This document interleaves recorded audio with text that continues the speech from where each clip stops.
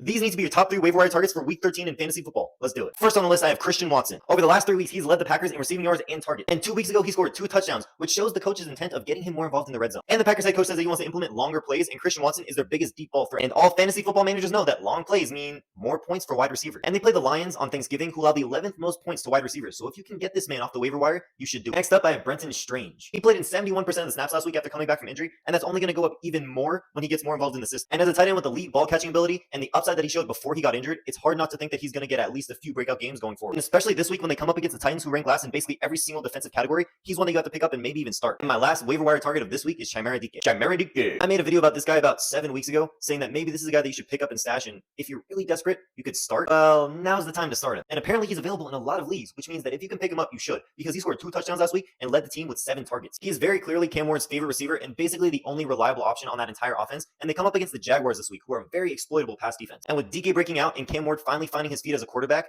this link up could be very dangerous in the fantasy football playoffs. But let me know what you thought of my picks and comment below who you're going to pick up on the waiver wire this week. Antonio out.